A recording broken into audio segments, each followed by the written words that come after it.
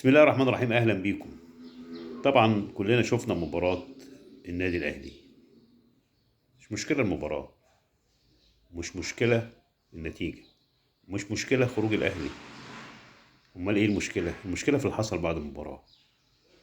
المشكلة في الفضيحة العالمية اللي نشرتها كل صحف العالم، الصحف الأوروبية والمواقع والصحف العربية والإفريقية. قصص فضيحة بكل المقاييس. جمهور الأهلي وهو بيرمي الأزايز والراجل مرعوب وخايف. نفس اللي حصل قبل كده مع موسيماني، خروج بطريقة مهينة. الراجل حقق حوالي 11 بطولة مع النادي الأهلي. سمعة مصر اللي هم كانوا بيتكلموا عليها قبل كده، مين اللي بيحافظ عليها؟ شفتوا الفرق بين جمهور الأهلي وجمهور الزمالك؟ أو القلة، ما احنا هنقول قلة مش هنقول بقى، لأن حتة معينة اللي كده.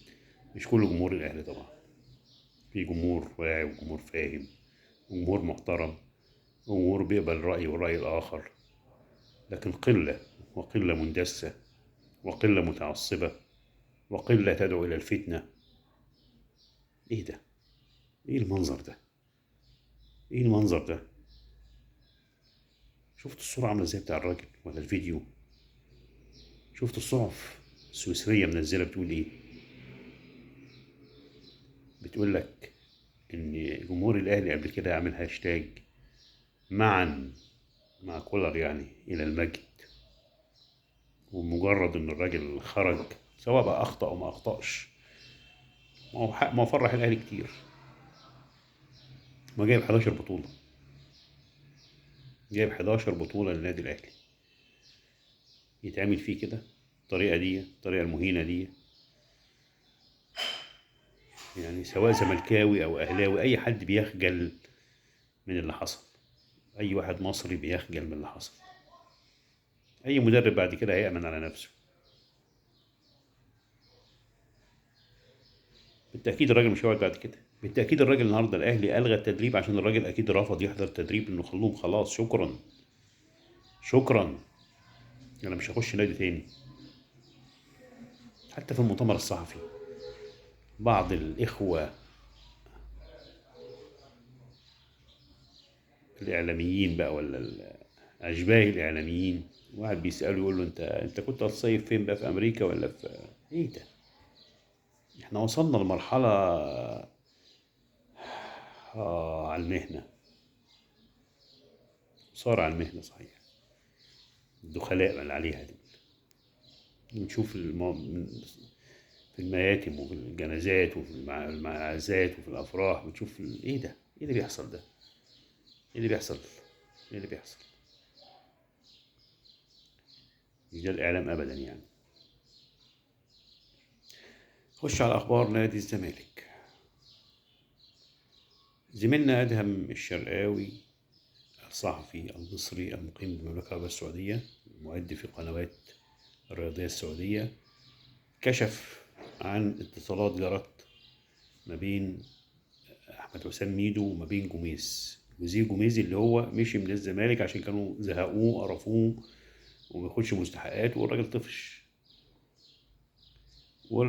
عشان يتولى المسؤولية. والراجل رد عليه وقال له يعني الظروف بتاع النادي صعبة دلوقتي، وأنا لسه عندي بقى 6 ماتشات وعايز 6 نقط، ولسه الدوري هيخلص 26 مايو. يعني ما ادالوش جواب شافع، وبرضك بيكشف في نفس البوست بتاعه أو إن برضك مسؤول النادي الأهلي اتصلوا بجوميز، ولكن تحس إن في رده على الأهلي غير رد الزمالك. يعني الزمالك قال لك ظروف صعبة وبتاع ومش عارف إيه وكده، وفي الأهلي قال لك إيه؟ أنا عندي لحد يوم 26 مايو وهخلص مع الفتح السعودي. هل الأهلي ممكن يجيب جوميز؟ ما هو عادي بقى، يعني ناقص إن هو ينقل مقر النادي الأهلي، ينقله في 100 عقبة. هل الأهلي هيجيب جوميز؟ يعني لو العرضين زمالك وأهلي هيختار طبعا هيختار الأهلي. بيصيروا كده كده، هو الراجل حاسس طبعا بالحملات اللي معمولة عليه. هو كده كده خلاص واخد قرار إن هو هيمشي نهاية الموسم. رحيل بيصيروا نهاية الموسم هيمشي، مش هيقعد، مش هيكمل ولا هيجدد. حتى أعتقد حتى لو فاز بالكاس حتى، أو لو حقق المركز تاني في الدوري. الراجل مش ناوي يقعد، الراجل شايف الحملة المعمولة عليه ومش مش هيقعد. ف انت عندك بقى مباراة المصري، الفرقة هتخش معسكر يوم الاثنين بعد بكرة، وزي ما قلت قبل كده في استدعاء على زيزو، هل هيجي أو مش هيجي هنشوف. لو ما جاش بقى خلاص الزمالك هيقدم ملف كامل للاتحاد المصري لكرة القدم، ومنه للفيفا لو الاتحاد المصري ما حكمش في هذا الموضوع. بالنسبة لحمزة المسلوسي في اتجاه إن يتم تجديده لمدة موسم، ده في حالة الحاجة إليه يعني، مع إني ما أتوقعش يعني، لسه قدامه لحد يناير، يعني لسه قدامه سنة كاملة، قدامه يعني حوالي 8 شهور ولا حاجة قبل ما يبدأ مرحلة التأهيل الأخيرة يعني. عبد الله السعيد لسه الوضع متجمد، مفيش جديد في الموضوع بتاعه حتى الآن، كل الأمور مفيش أي جديد فيها يعني، هو مستني نهاية الموسم. نتمنى إن شاء الله بإذن الله الاستقرار للزمالك.